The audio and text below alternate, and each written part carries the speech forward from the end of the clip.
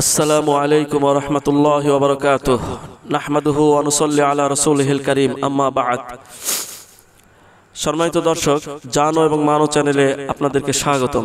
দেখুন দর্শক, কোনো মানুষ বা প্রাণী যখন সে খুব পিপাসায় কাতর, অর্থাৎ আবহাওয়া খুব গরম, এমত অবস্থায় সে হয়তো 2 দিন পানি পান করেনি, এমত অবস্থায় যদি তার সামনে কোমল ঠান্ডা পানি আনা হয় তখন তার কেমন লাগবে? অর্থাৎ পানি যদি পান করানো হয় তাহলে তো খুবই ভালো কথা, আর যদি পানি না দিয়ে শুধু দেখানো হয় তাহলে কেমন হবে বলুন?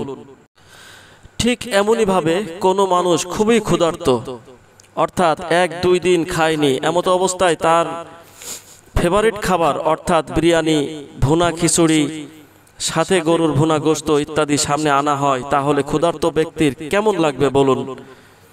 ঠিক এমনইভাবে যখন কোনো যুবতী মেয়ে বা মহিলা খোলামেলা পোশাক পরিধান করে সুগন্ধি লাগিয়ে যখন কোনো বকাটে ক্ষুধার্ত যুবক বা ব্যক্তির সামনে দিয়ে যায় তখন কেমন হবে বলুন?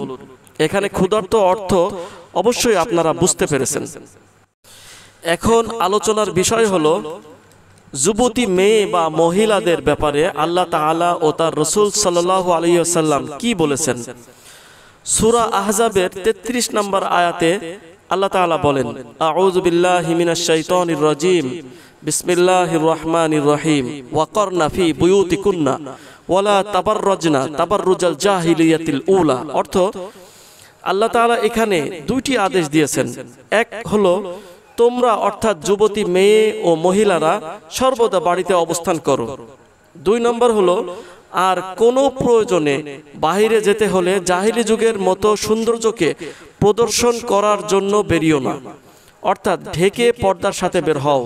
জাহিলি যুগের মেয়েরা বা মহিলারা 2 পার্শ্ব ফাড়া জামা পরিধান করে শরীরের সৌন্দর্য প্রদর্শন করত। এবং হাদিসে আল্লাহর নবী সাল্লাল্লাহু আলাইহি ওয়াসাল্লাম বলেছেন, লাআনাল্লাহু নাযিরা ওয়াল মানজুরা ইলাইহি, অর্থাৎ আল্লাহ তাআলা লানত দেন বেপর্দা মহিলাকে ও তাকে যে পুরুষ দেখে তাকেও। ইমাম গাজ্জালী রাহমাতুল্লাহ আলাইহি বলেন, কোনো পুরুষ যদি কোনো বেগানা মহিলার দিকে কুদৃষ্টিতে তাকায় তাহলে তার ভালো আমলগুলো সব নষ্ট হয়ে যায়। সুতরাং মা বোনদেরকে বিশেষভাবে বলবো, আপনারা পর্দার সাথে বাহিরে বের হবেন, কারণ বেপর্দায় বাহিরে বের হলে অনেকেরই আমল নষ্ট হয়ে যায় এবং আল্লাহ তাআলার লানত তার উপর পতিত হয়। ফলে আস্তে আস্তে সে অনেক বিপদের সম্মুখীন হয়, যেমন পরকিয়া, ইফটিজিং এর শিকার, জেনার মতো ঘৃণিত ও অভিশপ্ত কাজের সাথে জড়িত হয়ে যায়। অথচ আল্লাহ তাআলা বলেছেন, ওয়ামা খলাকতুল জিন্না ওয়াল ইনসা ইল্লা লিয়াবুদুন, অর্থাৎ আমি মানুষ এবং জিনকে সৃষ্টি করেছি একমাত্র আমারই ইবাদতের জন্য। সুতরাং আমি দোয়া করব আল্লাহ তাআলা যেন আমাদের প্রত্যেক মা বোনদেরকে মা খাদিজা, আয়েশা, মরিয়ম, আসিয়া রাদিয়াল্লাহু তাআলা আনহুন্না এর মতো বানিয়ে দেন। আমিন।